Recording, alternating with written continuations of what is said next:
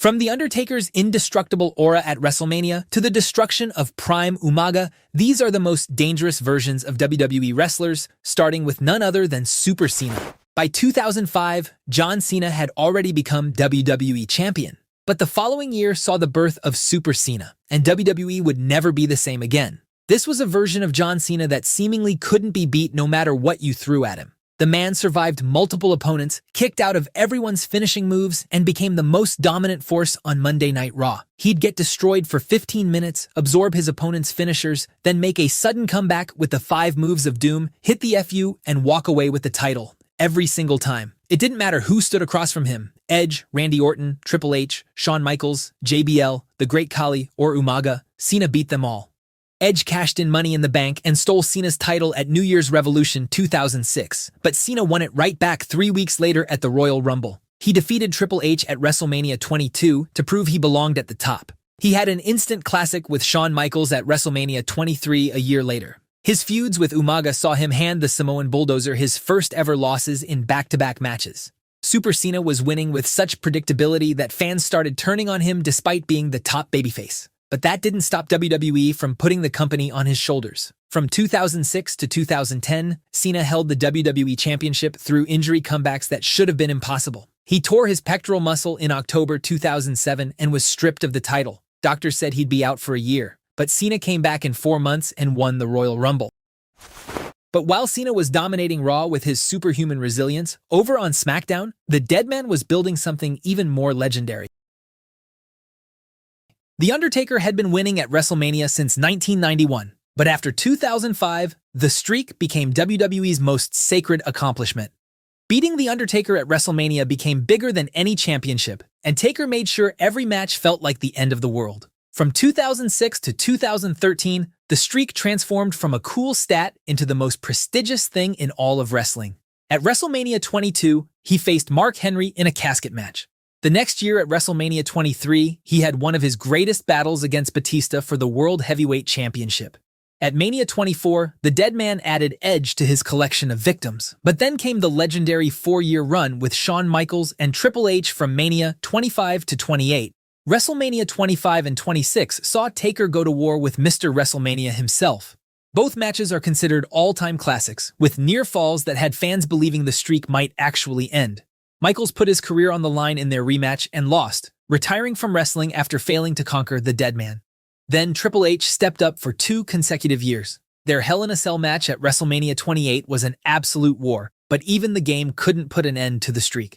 CM Punk became the last victim of the streak at WrestleMania 29, putting on another instant classic but failing to conquer the Dead.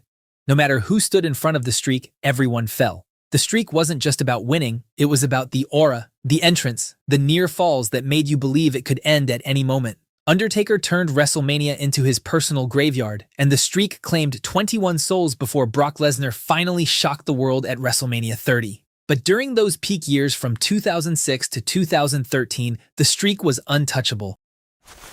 But speaking of the streak, let's talk about one of Taker's most iconic rivals who dominated the blue brand like nobody else. Batista won the 2005 Royal Rumble, and at WrestleMania 21, he defeated Triple H to win his first World Heavyweight Championship. What followed was one of the most dominant championship reigns in WWE history. Prime Batista looked like a superhero came to life with his iconic entrance and unmatchable power. He held that World Heavyweight Championship for 282 days and ran through everyone on the SmackDown roster. Triple H tried getting his revenge at Backlash and Vengeance, but Batista beat him every time. He became the first person to ever pin Triple H in a Hell in a Cell match.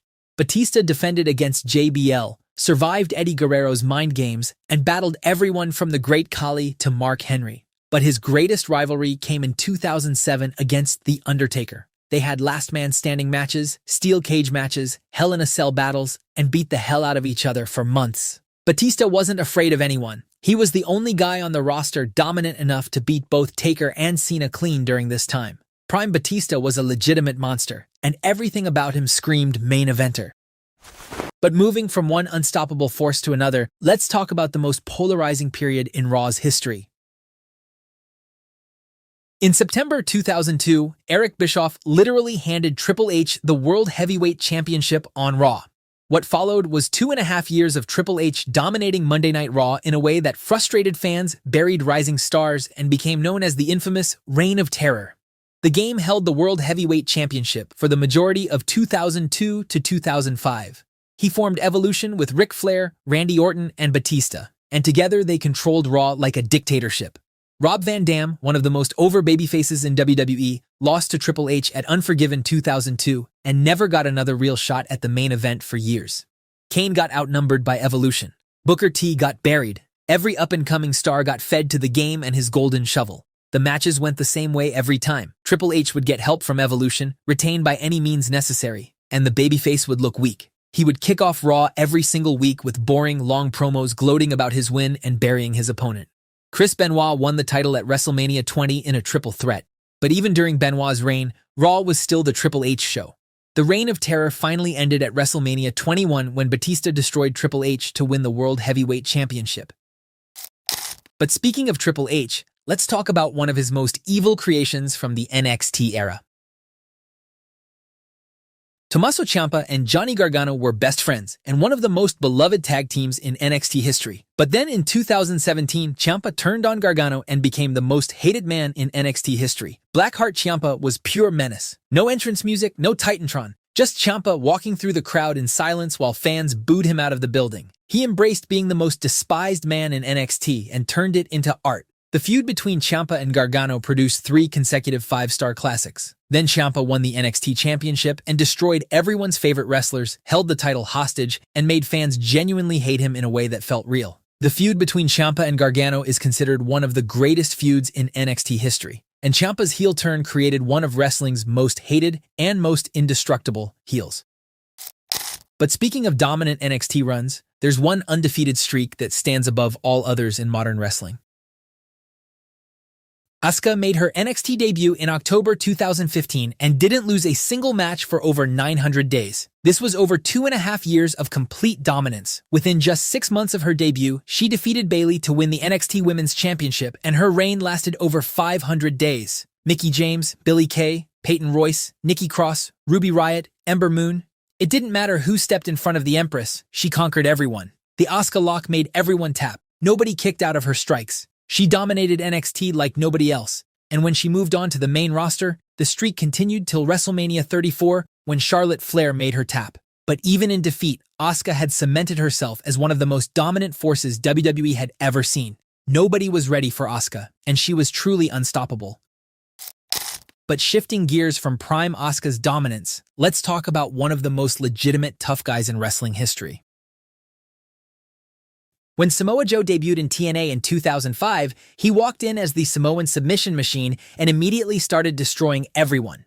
For 18 months, Joe didn't lose a single match by pinfall or submission, and his undefeated streak became one of the most dominant runs in wrestling history. He won the X Division title, put on classics against names like AJ Styles and Christopher Daniels, and everyone from Styles, Daniels, Jeff Jarrett, Sting, and Scott Steiner faced the wrath of the Destroyer. The Coquina Clutch was terrifying, and Joe moved like someone half his size but hit his opponents like a truck. His streak finally ended in November 2006 when Kurt Angle debuted in TNA and made Joe submit to the ankle lock at Genesis. But that loss didn't hurt Joe, it elevated him. Prime Joe was one of the only wrestlers in the world who could beat Kurt Angle and make it look believable. Joe eventually won the TNA World Heavyweight Championship in 2008, but it was that 2005 to 2007 period where Prime Samoa Joe was genuinely one of the best wrestlers on the planet. He proved you didn't need to be in WWE to be a star, and his work in TNA during this era is still talked about as some of the best wrestling of the 2000s. But moving on from Joe's dominance, let's talk about the time WWE created their own version of an unstoppable monster.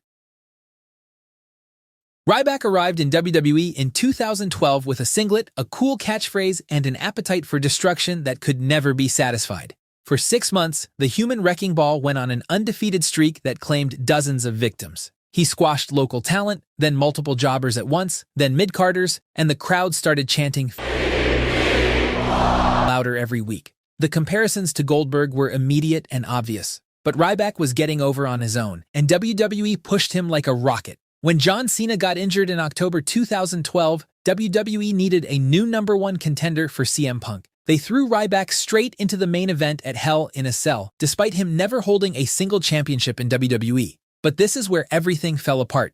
Ryback lost to Punk after referee Brad Maddox interfered, ending his undefeated streak. Then he lost again at Survivor Series thanks to the Shield. Then he failed to win the Royal Rumble. He lost to Mark Henry at WrestleMania 29, and WWE had turned Ryback from an unstoppable monster into just another guy who couldn't win when it mattered. But whether you loved him or hated him, you have to admit that Prime Ryback was lightning in a bottle. But before Ryback started destroying jobbers, there was another unstoppable monster with an undefeated streak who almost ended Super Cena. Umaga arrived on Raw as a savage Samoan monster who couldn't be controlled and went on an absolute tear through the entire Raw roster. The Samoan bulldozer was 350 pounds of pure destruction, and for 9 months, nobody could pin him or make him submit. The Samoan spike dropped people instantly. His running hip attack in the corner looked like it could decapitate someone. The top rope splash was devastating. Everything he did looked violent, and his facial expressions and primal screams made him genuinely terrifying. By January 2007, Umaga was the #1 contender for John Cena's WWE Championship. At New Year's Revolution, Cena retained with a surprise roll-up pin, ending Umaga's undefeated streak at 9 months. But their feud wasn't over. At Royal Rumble 2007, they had a last-man-standing match that's considered one of the best in WWE history. Prime Umaga from 2006 to 2007 was one of the most believable monster heels WWE ever created. He was scary, he was dominant, and he made Super Cena actually look vulnerable, something very few wrestlers could do during that era. This was one of my favorite gimmicks from that era. But speaking of gimmicks, check out this video next about the most loved versus most hated WWE gimmicks of all time.